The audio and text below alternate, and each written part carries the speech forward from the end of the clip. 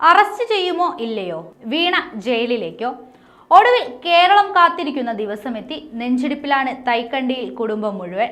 എന്തിനാണെന്നല്ലേ വീണ വിജയന്റെ എക്സലോഞ്ചിക്കുമായി ബന്ധപ്പെട്ട മാസപ്പടി കേസിൽ എൻഫോഴ്സ്മെന്റ് ഡയറക്ടറേറ്റ് കേസെടുത്തിരിക്കുന്നു.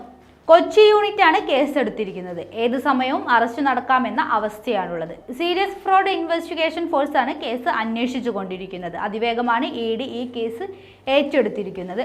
ഇതോടെ ഉറക്കം നഷ്ടപ്പെട്ട റിയാസും പിണറായും നെട്ടോട്ടത്തിലാണ്. ചുരുക്കം പറഞ്ഞാൽ പാർട്ടി മുഴുവൻ വെട്ടിലാകുന്ന അവസ്ഥയാണ് ഇപ്പോഴുള്ളത്. SFIO അന്വേഷണ റിപ്പോർട്ടിന്റെ അടിസ്ഥാനത്തിലാണ് ED കേസെടുത്തിരിക്കുന്നത്. ഇതോടെ എക്സലോഞ്ചിക്കുമായി ബന്ധപ്പെട്ട അറസ്റ്റിലേക്ക് EDക്ക് കടക്കാനാകും.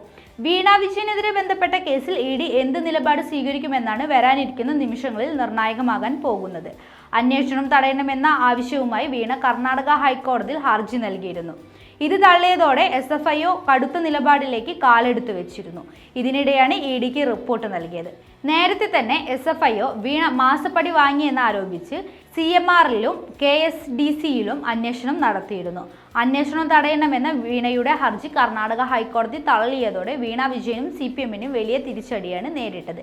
എന്തായാലും SFIO അന്വേഷണം നേരിടുന്നവരെല്ലാം EDയുടെ പരിധിയിൽ വരും. ഇതോടെ വീണ വിജയനും കരിമണൽ കർത്തയും കേസിന്റെ ഭാഗമാകും. വീണ വിജയന്റെ കമ്പനിയുമായി ബന്ധപ്പെട്ടവരും കേസിന്റെ പരിധിയിൽ വരും. അതുകൊണ്ട് തന്നെ അതിനിർണായകമായ ഈ കേസിൽ അറസ്റ്റ് ഉടൻ നടക്കാം. വീണ വിജയനെ ED ഈ സാഹചര്യത്തിൽ ചോദ്യം ചെയ്യാൻ വിളിപ്പിക്കുമോ എന്നതും നിർണായകമാണ്. പൊതുമേഖലാ സ്ഥാപനമായ KSIDCയിലേക്കും ED എത്തും. അതുകൊണ്ട് തന്നെ സംസ്ഥാന സർക്കാരിന് നിർണായകമാണ് ഈ ദിനങ്ങൾ. 10 ദിവസത്തിനുള്ളിൽ കേന്ദ്ര ഏജൻസി നിർണായക നീക്കം നടത്തുമെന്ന് സൂചനകൾ ഉണ്ടായിരുന്നു. ഇതിനിടെയാണ് പുതിയ നീക്കം.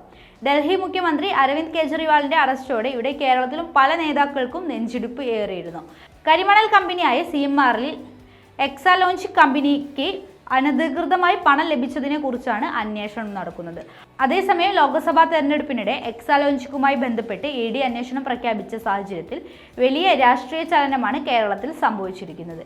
ചെയ്യാത്ത സേവനങ്ങളുടെ പേരിൽ CMR വീണയുടെ കമ്പനിക്ക് മാസപ്പടി നൽകിയെന്നാണ് കേസ്.